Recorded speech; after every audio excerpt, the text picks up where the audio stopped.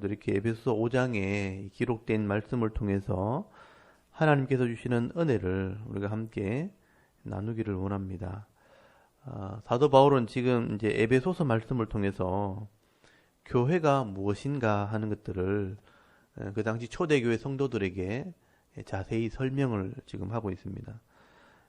그리고 이 에베소서 4장이나 이런 5장에 이제 본격적인 교회가 이제 어떤 삶을 살아야 될 것인가 하는 것들을 설명을 하게 되는데, 이게 바로 율법에 대한 설명입니다. 구약에 이미 기록되어진 말씀들을 따라서 우리가 어떻게 살아야 될 것인가, 율법에 대한 삶, 그러니까 말씀대로 순종하는 삶이 교회에 있어야 된다 하는 얘기를 바울이 하게 되는 것이죠. 그래서 우리가 바울의 이런 교회에 대한 설명은 단순히 그냥 바울의 가르침이 아닙니다. 하나님의 말씀이 이렇게 교회에 실천되어야 된다. 그래야 말씀의 복이 교회에 임하게 된다는 것을 설명을 하게 되는 것입니다. 그 하나님의 말씀의 핵심, 그 기준이 뭐냐? 바로 하나님의 말씀을 따라 사는 삶이 거룩으로 나타나야 된다. 그래서 내가 거룩하니 너희도 거룩할지니라. 그래서 이 율법의 핵심을 알고 있으면 하나님의 마음도 알게 되는 것이죠. 그래서 바울은 이것을 하나님을 본받는 자가 되라, 그렇게 설명하는 겁니다. 그래서 저는 이건 바울의 율법 해석이라고 저는 생각을 하는 거예요. 내가 거룩하니 너희도 거룩할지니라 라는 율법을 바울은 하나님을 본받는 자가 되어야 된다라고 설명을 하는 것입니다.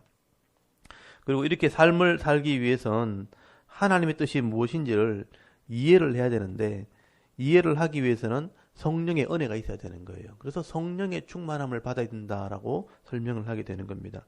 그래서 우리 어제 5장 1절부터 21절까지 하나님 말씀대로 순종하는 삶을 살 때 거룩함이 나타나게 되는데, 첫 번째가 사랑을 따라 행하라. 그리고 이 세상 사람들처럼 엄란한 삶을 살지 말아라. 핵심적으로 말하면 그런 내용이죠. 긍정적으로는 사랑을 따라 실천하는 삶을 살고 세상 사람들처럼 엄란하지 말아라. 이렇게 살기 위해서는 성령의 은혜가 필요하기 때문에 성령의 충만한 삶을 살아야 된다. 주의 뜻이 무엇인가 이해하고 성령의 충만한 삶을 살아라. 그렇게 말씀하게 되는 겁니다. 그리고 오늘 22절부터 오늘 이렇게 마지막 절까지는 이 가정에서의 성도의 삶에 대해서 말씀을 하게 됩니다. 5장 1절부터 21절까지는 세상 속의 삶을 얘기했다면, 이제는 22절부터 오늘 33절까지는 성도의 가정의 생활, 가정의 삶에 대해서 이야기를 하게 되는 것이죠. 여기서 중요한 것은 이 교회 공동체의 삶이 그냥 교회에서 끝나는 게 아니라는 겁니다. 가정과 직장과 세상으로 이렇게 연결되어져야 되는 것이죠. 성도가 말씀대로 살기 위해서 하나님 말씀을 이해하고 성령의 충만함을 받았다면 가정에서도 똑같이 그런 삶을 살아야 되고 변화된 삶이 나타나야 된다라고 말씀을 하게 되는 것입니다. 그래서 오늘 22절부터 가정, 그리고 직장, 그리고 세상 속에서 교회의 삶은 어떤 것인가 하는 것들을 자세하게 설명을 하게 되는 것입니다. 그래서 5장과 6장은 성경적인 가정의 원리, 또 직장의 원리에 대해서 설명을 하고 있다고 여러분 생각하시면 되겠습니다. 오늘 이 교회의 가정에 대해서 설명하면서 제일 먼저 나오는 게 뭐냐? 이제 부부의 원리, 이 부부의 삶에 대해서 제일 먼저 바울이 설명을 하게 됩니다. 이 사도 바울은 가정에 대한 삶을 얘기하면서 제일 먼저 이야기하는 것은 부부가 잘 믿음으로 섬겨야 된다. 부부의 삶에 대해서 설명을 하게 됩니다. 그리고 부부 중에서도 제일 먼저 이제 아내에 대해서 먼저 설명을 하는데요. 여러분 22절부터 보시면 아내들이여 자기 남편에게 복종하기를 주께 하듯 하라 하면서 이제 아내에 대해서 제일 먼저 설명을 하게 되죠. 여기 보시면 이 아내는 남편들에게 복종해야 된다. 이 복종이란 말은 사실은 아래에 선다라는 뜻이에요. 그래서 순종한다 이런 의미인데, 그래서 이 순종한다, 복종한다는 말이 어떤 주종의 관계를 설명하는 게 아니고 어떤 부부의 역할에 대해서 설명을 하는 것입니다. 그래서 여러분 23절에 설명을 붙여놨잖아요. 23절을 잘 보시면요, 이는 남편이 아내의 머리됨이 그리스도께서 교회의 머리됨과 같음이니 그가 바로 몸의 구주시니라. 이 순종한다는 것을 설명하기 위해서 머리와 몸이라는 것을 가지고 설명을 하게 되는 것입니다. 여러분, 이 남편이 머리고 아내가 몸이 된다라는 것은 그 관계, 유기적인 관계를 설명하는 것입니다. 누가 높다, 누가 힘이 있다 이런 의미가 아니고 같이 붙어 있어야 된다는 거예요. 머리와 몸이 떨어질 수 없는 것처럼 같이 붙어 있는 역할을 해야 된다라는 의미입니다. 머리와 몸이 떨어지면 안 되죠. 그래서 자기 역할이 뭔지를 잘 아는 것, 그게 순종하는 것입니다. 그래서 설명할 때 교회의 머리가 예수님이라는 설명을 하게 되는 것이죠. 교회의 머리가 예수님이 되므로 온전한 몸이 되어지고 세상 속에서 이런 능력이 나타나는 것처럼 남편과 아내도 이 머리와 몸이 붙어 있는 존재가 될 때 남편이 머리와 같은 그런 역할을 하는 것이다. 아내는 몸과 같은 역할을 해야지만 온전한 몸으로 역할을 하게 되는 것이다라고 설명을 하게 되는 것입니다. 이런 머리가 지시를 내리고 명령을 내리면 몸이 반응을 하고 따라와야 되는 거예요. 근데 만약에 머리가 명령을 내리는데 몸이 만약 제멋대로만 움직인다. 그럼 그 몸은 병든 몸이 되는 겁니다. 이런 머리는 명령을 자꾸 하는데 몸은 제멋대로 움직이고 다른 방향으로 간다. 그러면 그거는 이제 중풍병자와 같은 것이죠. 아니면 소아마비 환자와 같은 것입니다. 그래서 힘들고 고통스러운 그런 삶을 살게 되는 것처럼 머리와 몸이 따로 움직이면 여러분 가정이 힘들어진다는 뜻이에요. 고통스러운 가정이 될 수밖에 없다는 것입니다. 그러므로 이 복종한다는 표현은 그냥 같이 움직인다라고 이해하시면 돼요. 그래서 머리와 몸이 같은 생각, 같은 마음으로 같이 움직여질 때 그게 건강한 가정, 건강한 은혜가 있는 그런 부부가 된다라고 말씀하는 거죠. 그래서 24절을 잘 보시면요. 그러므로 이 그러므로는 작은 결론이죠. 교회가 그리스도께 하듯 아내도 범사에 자기 남편에게 복종할지니라. 같이 움직여야 된다. 그렇게 설명하는 것이죠. 교회가 머리 대신 예수님을 따라 순종할 때 교회가 복이 임하게 되죠. 여러분, 머리 대신 예수를 따라가는 교회가 복을 누리게 되어지고 또 풍성한 은혜를 누리는 그런 교회가 되어지는 것처럼 아내가 남편에게 붙어 있고 남편의 삶에 따라서 순종하는 삶을 살아가게 될 때, 같이 움직이게 될 때 혼자 누릴 수 없는 그런 가정의 복을 풍성하게 누리게 되는 그런 부부가 되고 그런 가정이 된다는 것을 의미하게 되는 것이죠. 이건 어떻게 보면 지혜예요, 지혜. 남편과 아내가 같이 움직여져야 같이 복을 받게 된다. 이게 지혜라고 말하는 것입니다. 그런데 어리석게 이 아내가 내가 남편보다 훨씬 낫다면서 내 혼자 살 수 있다면서 남편과 관계를 그냥 끊어버리겠다. 아니면 순종하지 않고 그냥 내가 머리 위치에 서서 그냥 살아간다면 그는 병든 가정이 될 뿐입니다. 그래서 건강한 가정을 누릴 수 없죠. 그래서 부부가 누릴 수 있는 복을 다 잃어버리게 되는 겁니다. 그래서 이제 얼마 전에 부부의 세계라는 드라마가 한참 이렇게 인기를 끈 적이 있습니다. 부부가 뭔가 세상 사람들이 이해할 때 부부는 뭔가 마음대로 잘 안 된다. 아마 그렇게 결론을 내렸던 것 같아요. 그래서 부부가 서로 딴 마음을 품고 바람을 피우다가 이혼하게 되어질 때 가정이 파탄나고 자녀는 집을 나가버리고 이게 부부다. 세상의 사람들은 그렇게 생각하는 것 같아요. 그러니까 이 제대로 된 관계를 누리지 못하면 원래 주신 복을 다 잃어버리게 되는 것입니다. 그래서 머리와 몸의 관계를 잘 유지하게 될 때 그게 지혜가 되는 것이고 믿음이 되는 겁니다. 그래서 하나님이 부부에게 주신 은혜를 풍성히 받아 누리려면 서로의 역할을 잘 알고 서로 순종하는 관계에 있어야 된다. 근데 이제 내가 혼자 살 수 있다고 그냥 그렇게 갈라서게 되어지면 결국은 다 잃어버리게 되는 것이죠. 어리석은 것입니다. 그리고 아내의 역할을 잘 이해하는 게 그래서 중요하다. 그리고 성령께서 주신 은혜를 따라 믿음으로 행하게 되어질 때에 세상에서 누리지 못하는 그런 가정의 복, 부부의 복을 누리게 되는 것이고 또 은혜와 평화를 누리는 그런 아름다운 가정이 될 수 있다고 말씀을 하게 되는 것입니다. 그리고 이제 25절부터는 이제 남편의 역할에 대해서 설명을 합니다. 25절에 보면 남편들아 아내 사랑하기를 그리스도께서 교회를 사랑하시고 그 교회를 위하여 자신을 주심같이 하라. 이 남편의 역할을 설명하죠. 남편은 아내를 사랑해야 된다. 아가파오라는 사랑이 대가 없는 사랑을 얘기하는 거예요. 어떻게 사랑해야 되는가? 그리스도께서 교회를 사랑하고 자기를 버림같이, 자기를 주심같이 그렇게 사랑해야 된다. 다시 말하면 자기 생명을 버리고 교회를 살리는 것처럼 사랑해야 된다라고 설명을 하게 됩니다. 여러분, 하나님께서 교회를 어떻게 세우셨나? 여러분, 죄인들을 구별하시고 하나님 백성을 만드시고요. 그리고 그 교회를 살리기 위해서 예수의 생명을 내어놓은 거예요. 예수의 생명을 내어놓고 그 교회를 살렸다는 거죠. 그게 하나님의 사랑이라는 것입니다. 그것처럼 이 남편도 그렇게 해야 되는 거죠. 세상에 많은 여자들이 있지만 내 여자로 구별했다는 거예요.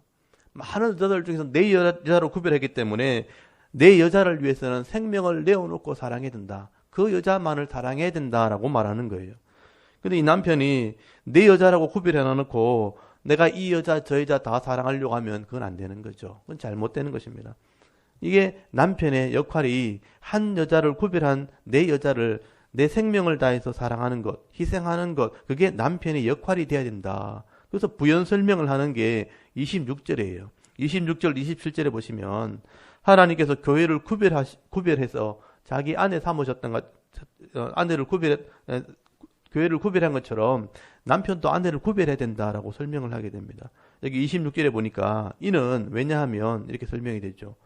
곧 물로 씻어 말씀으로 깨끗하게 하사 거룩하게 하시고 자기 앞에 영광스러운 교회를 세우사 티나 주름 잡힌 것이나 이런 것들이 없이 거룩하고 흠이 없게 하려 하심이라. 하나님께서 교회를 구별하실 때에 이렇게 영광스러운 교회를 삼기 위해서 그렇게 했다는 거죠. 그리고 티나 주름 잡힌 것이나 이런 것 없이 거룩하게 흠이 없게 하려고 구별했다라고 말하는 것입니다. 하나님께서 세상 속에서 교회를 이렇게 구별하시고 이 물로 깨끗하게 씻기고 또 말씀으로 깨끗하게 해서 흠이 없는 영광스러운 교회로 세웠던 것처럼 남편이 아내를 대할 때도 많은 여자들 중에서 내 여자로, 나의 여자로 구별했다는 것이죠. 그래서 아내만을 사랑하고 아내만을 위해서 모든 것을 내가 내어놓을 수 있어야 된다라고 말씀을 하게 되는 겁니다. 그래서 28절에 보면 이와 같이 이렇게 됐죠. 남편도 자기 아내를 사랑하기를 자신같이 할지니 자기 아내를 사랑하는 자는 자기를 사랑하는 것이라. 결국 남편이 내 모든 것을 내어놓고 내 아내를 사랑하는 것은 결국 나를 사랑하는 거예요. 왜냐하면 한 몸이기 때문에 그렇다는 것입니다. 그래서 29절에 누구든지 언제나 자기 육체를 미워하지 않고 오직 양육하여 보호하기를 그리스도께서 교회에게 함같이 하나니 우리는 그 몸의 지체임이라. 한 몸이기 때문에 예수님이 그렇게 한다는 것입니다. 이게 중요한 단어가 이제 양육이란 단어와 보호라는 단어예요.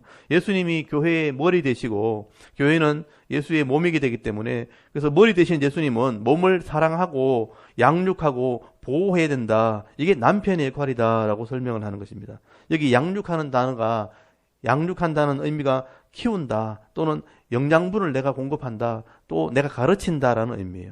보호한다는 말은 내가 따뜻하게 해준다. 또 온화하게 소중히 여긴다. 이 짐승이 닭이 알을 뽑듯이 알을 품는다. 이런 의미가 있는 거예요.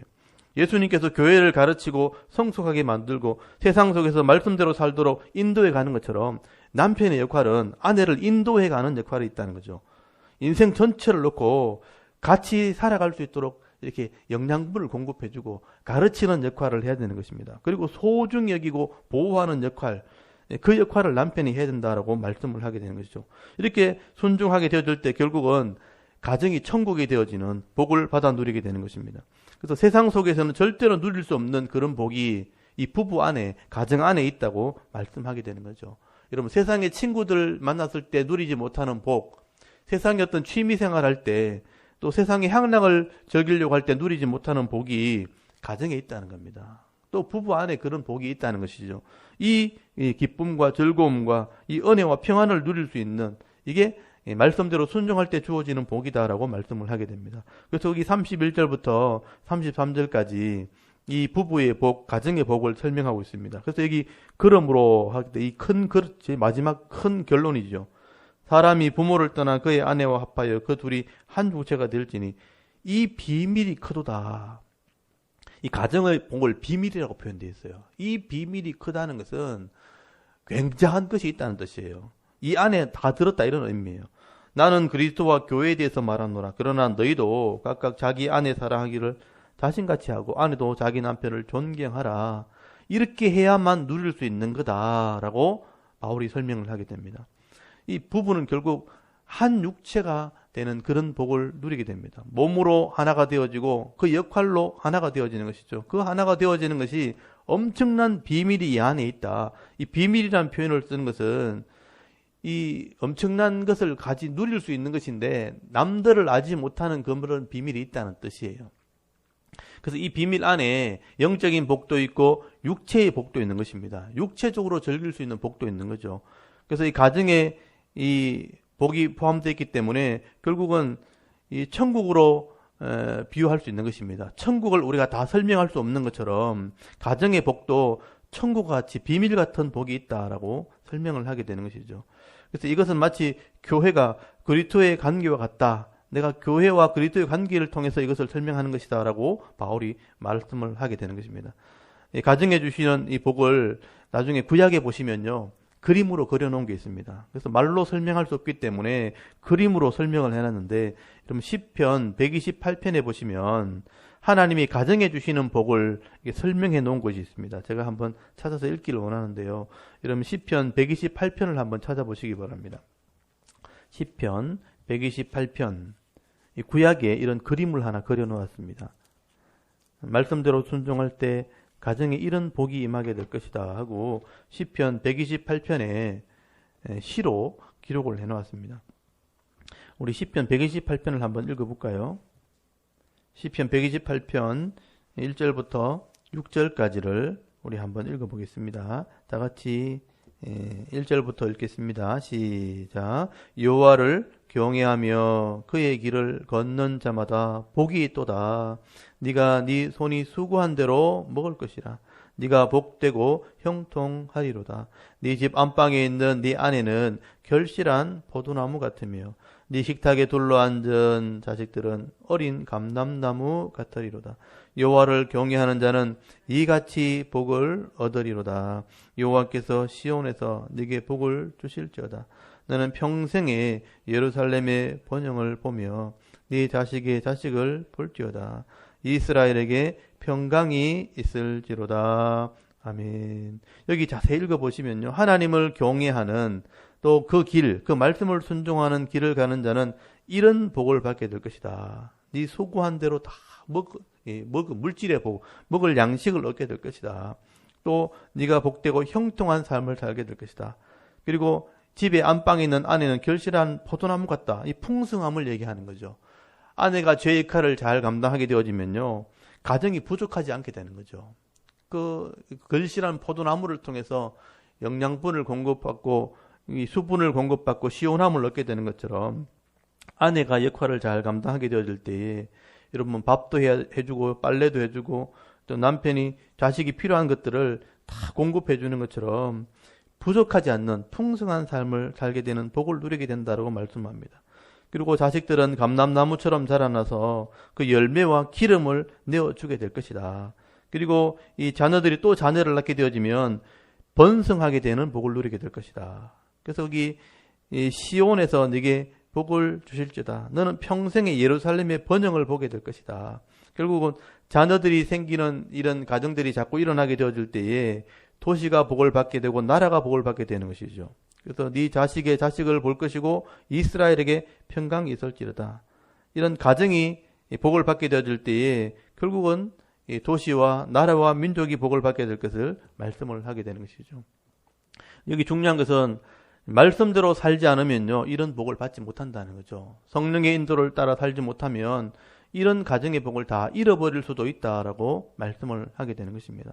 하나님께서는 이런 부부와 가정에 엄청난 비밀과 같은 복을 준비해 놓으셨는데, 우리가 이 세대를 바라보면서 이런 말씀대로 순종하는 것이 아니고 내가 돈만 가지면 이런 복을 받을 것이라 하면서 돈을 따라간다면 여러분 이 모든 즐거움을 다 잃어버리게 되는 것입니다. 내가 돈만 벌기 위해서 결혼을 포기한다든지 돈만 있으면 된다 하면서 결혼을 늦추게 되어지면 이 복을 다 잃어버리게 되는 것이죠. 또 결혼하는 사람들도 내가 돈만 있으면 된다 하고 딴 주머니를 찬다든지 또 돈을 위해서 가정을 내가 깨어버리면 하나님께서 예비해 놓으시는 이런 풍성한 복을 다 잃어버릴 수도 있다 하는 것을 우리가 기억을 해야 되는 것이죠. 근데 세상 사람들은 이런 돈의 유혹, 이런 사탄의 유혹에 가정에 주신 복을 잃어버리고 살아가는 사람이 더 많다는 것도 여러분 기억할 수 있기를 바랍니다. 그래서 오늘 정말 하나님을 믿는 하나님 백성이 되었다면, 또 교회 공동체가 되었다면 하나님이 이런 복을 가정에 또는 부부에 준비해 놓으셨다는 것을 여러분 기억을 해야 되는 것입니다. 그래서 이 복을 받아 누리면서 살아가는 것이 진짜 지혜로운 사람이고 믿음 있는 사람이라는 것을 말씀을 하게 되는 것입니다. 오늘 저와 여러분들이 이런 말씀들을 묵상하시면서 이 교회가 중요한 것처럼 가정도 중요하다 하는 것을 여러분 말씀으로 깨닫고 순종할 수 있는 은혜가 있기를 바랍니다. 그래서 아내는 남편에게 순종할 때 몸의 대우를 받게 되어지고, 남편은 아내를 사랑할 때 이 몸에 있는 모든 즐거움을 다 누리게 되는 것이다 라고 말씀을 하게 되는 것이죠. 여러분이 이런 복을 받아 누리시고 또 여러분 자녀들에게도 이런 말씀을 가르치셔서 하나님이 예비하시는 이 가정의 복, 부부의 복을 받아 누릴 수 있는, 또 하나님 주신 것을 잃어버리지 않는 지혜로운 성도가 될 수 있도록 여러분 잘 가르칠 수 있기를 바랍니다. 그래서 오늘도 이 말씀들을 따라서 피차 서로 사랑하고 존중히 여길 때에 가정에 주시는 복을 받아 누리면서 남은 생에 정말 행복하고 아름다운 가정을 만들어 나갈 수 있는 저와 여러분의 남은 생의 삶이 될 수 있기를 주의 이름으로 축원합니다. 아멘. 잠깐 기도드리겠습니다.